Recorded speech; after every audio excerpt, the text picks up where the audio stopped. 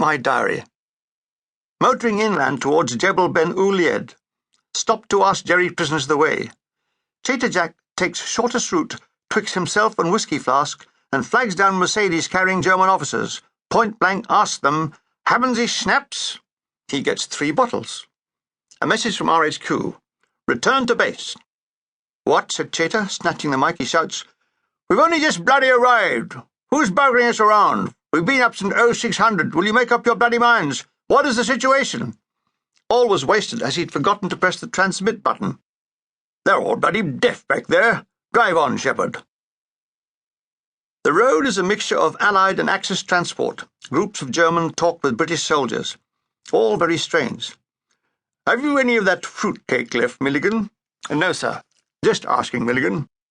"It's a hot evening. I don't see why we shouldn't indulge in a dip. Have you got your costume?" "No, sir. I learnt to swim in the nude." Adjacent to a POW camp, where a brass band played Tyrolean waltzes, we enjoyed a delicious swim in the Med, Starkers, save Chater, who wore his knee-length drawers cellular, something to do with an officer being properly dressed. The sky turned the colour of a cutthroat that bled onto the sea. I swam out about 300 yards. Then, to my horror, I saw a mine floating towards me. I yelled a warning, 1 part salt water and 2 parts swearing. Chater Jack shouts, "Quick! Exploded with small arms. It's ruining the holiday." We blazed away, and soon 100 of His Majesty's soldiers were showing what bloody awful shots they were. Finally, with a roar, the monster exploded. "I hit it," said Major Chater Jack. "It was me. If anyone contradicts me, he'll be on a charge. Now, let's get back. It's time for the cooks to poison us." On the return journey, we passed a village, Cretinville. "Stop," said Major Chater Jack, chuckling. We entered Le Hôtel Brilliant, a mud hut held together by a doorknob and 2 oil lamps. At several tables sat several Arabs drinking coffees.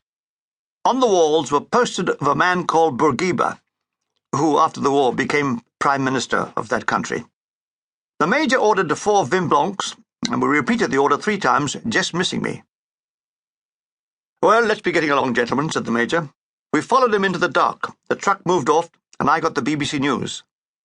"Axis forces are bottled up in Cap Bon." If the BBC but knew, we were all bottled up. We sang, "We were drunk last night, we were drunk the night before. We're gonna get drunk tonight if we never get drunk any more. The more we drink, the merrier we shall be, for we are the boys of the Royal Artillery." Now everybody knew. I picked up a faint German broadcast of a very corny band playing old Jack Hilton arrangements. The singer, could I ever forget his name? Ernst Strains. His vibrato sounded like he was driving a tractor over a ploughed field with weights tied to his scrotum. We were back at midnight. The battery were all wide awake. There were fires and sing-songs. "Hello, hello, hello," said watchful Edgington, bathing in a tin of hot water. "Ah, having a bath," I said. "Yes," he said, "I've found the book of instructions." Mail. There were letters from my parents, a dozen hot knicker girls, and one from Louise, gag, heel, heel, down boy. My parents were well. Father was still wearing a wig. Brother Desmond was still skinny and being hit by everyone. My father was now a captain. He rejoined the army to get the uniform, as his own suit had the arse out of it. Since he was a boy, he had been obsessed with the romance of the Old West. I grew up with rooms full of guns. He believed that Red Indians lurked in every corner, so all his life he carried a 6-shooter. I was lucky to have lived through the peace unwounded. The letter from Louise left me gasping. I rolled on the ground to beat out the flames. "Oh, what's the matter, oh son of khaki?" said Edgington. "It's the one-eyed trouser snake," I groaned. Louise. That night I went to bed, a virile 25-year-old Adonis.